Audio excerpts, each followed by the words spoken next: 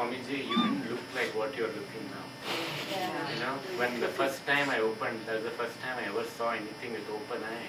You to me looked like Ambal. But in the Kumari form, young girl, and we know with yellow, like Chandan, like yellow face.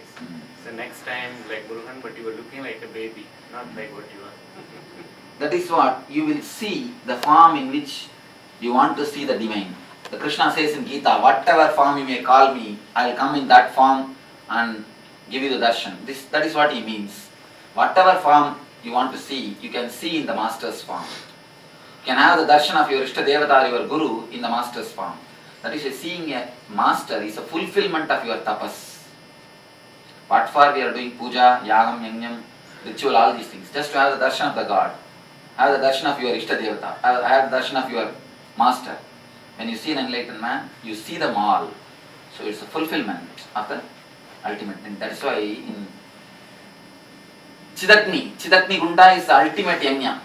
In Lalita Sahasranama they say Chidakni Gunda Sambhudaye. Chidakni Gunda is the Anya Chakra.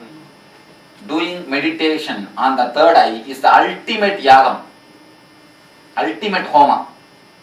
Meditating on doing ritual on the outer homa, outer agni is starting level, nothing wrong, but starting level. But offering ghee into the outer homa is starting. Offering yourself into the Chidakni is the ending. Meditating on the third eye is the ultimate technique which gives you the darshan of your master or the Guru or the God himself. Anything else? Yes. I really struggled with this meditation more than any of the others, but I had like maybe 2 seconds when my eyes were open and you just went into a series of colors and shapes that were completely flowing in together. You almost became like 1,000 faces, just in a glimpse, and then I lost it. That's a beautiful Upanishad which says Sahasra Sirsha Vurusha Sahasraksha Sahasrava. When you concentrate on the third eye, these are all actually experiences of the rishis. When you work on the third eye, you see the 1,000 hands and thousands of heads and thousands of legs, the divine in the form of thousands and thousands. With closed eyes, I could kind of see that. No, but you need to work a little more. Work on the third eye a little more. When we want time to pass, it never passes. Swamiji, Yes. I have a burning question. Mm. In English, to me, the word surrender has a certain meaning. And I know today you talked about how the difference between Sanskrit and English. Could you, because this idea, a concept of surrender to me is important right at this point. One thing, Saran Agati in Sanskrit. Saran Agati means the energy which continues to run your being, you surrender to that energy. Understand? When you give bread to your being, to your body, it converts the blood into blood. In machine, through machinery, if this process has to happen, they need machineries which occupies 3 kilometer length.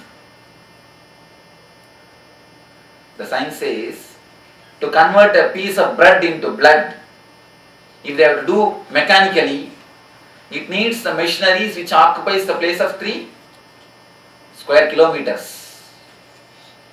Such a big work is happening in such a small body. There is an inbuilt energy, inbuilt intelligence, inbuilt mechanism which runs your body and your mind. We don't believe that energy. We believe everything else and everybody else instead of the energy which moves our life. If it can convert your blood into blood, can't it take care of itself to get its blood? It can. You have your own inner intelligence to protect yourself, to keep yourself happily, joyfully, and to grow in the further life. But you don't trust that energy. Your mind is so aggressive, so violent. To defend itself, it goes on offending everybody. When you try to defend you, automatically you offend everybody. The whole world, in all the country, they call their army as a defensive army. Then who is offending? Every country says, ours is defense army. Ours is defense army. Then who is actually offending? In course of defending, you offend. When you don't trust your intelligence, when you try to defend yourself, you continuously offend everybody. When you trust yourself, you neither defend nor offend others. You just relax into your being. Ahadi means the energy which makes you run. The energy which makes you move. Surrender is no way related to any master or any guru. Don't surrender it to me. I again and again tell people, don't catch my form. Surrender it to the divine energy which runs you. Understand? Surrender it to the divine energy which runs you. Is there a connection between surrender and trust? Do those two When the trust happens, you surrender. Till the trust happens, you don't surrender. When the surrender happens, automatically you trust. That's all. That is the connection. The surrender in English means a wrong connotation. It's like a slavery. Exactly. But in Sanskrit, Saranagati means it's a real freedom. It's a step to freedom. It is step to tremendous inner freedom. When you surrender to the existence, you totally relax. First time you will experience the tremendous freedom. Freedom from fear, freedom from greed. It is the best freedom you can have in the life. You see, freedom for senses is not a great thing. Freedom from senses is the greatest thing. Saranagati means freedom from senses. So freedom is the surrender is the ultimate freedom. In the English language, surrender means it's like a slavery. You become a slave of somebody. But I don't mean, in Sanskrit, it is not the meaning. Sarana ahadi. The tension or the worry which you take up to run your life, from that you relax. The energy is moving the whole world. The energy is moving the whole universe. The energy which moves the sun, moon, and the planet Earth, and all these rivers. The energy which moves the rivers, can't it move your blood flow? It is moving. It is not even under your control. You cannot actually stop even a sneezing. Tell me, can you stop a sneezing? Already it is working. But what we think? We always think because of us world is running. Be very clear, in spite of us world is running. When you think because of us world is running, you take up your ego. When you think in spite of us it is running, you surrender. I understand sort of, but where does the self-effort come then? You can't say that I know that the doership we have to renounce. One thing, whatever. you see, the idea, self-effort, to surrender is the real self-effort.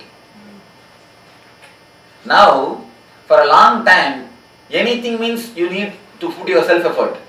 Even to relax, you need to put your effort now. Because you know only in the language of doing. You do not know the language of being. Till you reach the language of being, do to reach the being. Work hard to relax. That is the thing. Be in your natural state. See, whatever state you are, if you feel that I am not able to relax, I am not able to accept myself, accept that you are not able to accept, that's all. Surrender that you are not able to surrender. Tell the energy that I am not able to surrender, I surrender this quality. I surrender the quality that I am not able to surrender to you, that's all. Feel every breath is surrendered. Feel every Inch of your movement is surrendered. Surrender that you cannot surrender. Surrender that you are not able to surrender. Accept that you are not able to accept. Even that is the greatest step.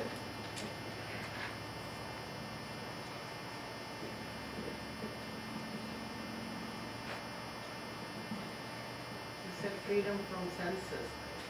Hmm? Freedom from senses? Is that- Not only freedom from senses, freedom from the whole body. It is not that senses will not run. They will run more actively, more joyfully. The sensitiveness of the senses will become more active. Now, because it is contaminated by worrying, you see, when the worrying stops, your eyes become more sharp, your hands become more sensitive, your ears become more alive, your whole body becomes more vibrant. A special grace happens to your body, a special grace happens to your being. If you are continuously preoccupied, you will see even in the eyes a dullness, deadness, just a dead body. You will be walking almost like alive dead. Alive dead are much worse than real dead people. At least they don't disturb others. Dead people don't disturb others. These alive people disturb everybody. These alive dead are more or less like the ghosts. So if you surrender, your senses become more beautiful, more alive. Your consciousness will be free from your senses. Living and leaving is one and the same. If you leave your senses, you can leave your senses. If you leave your senses, you can leave your senses.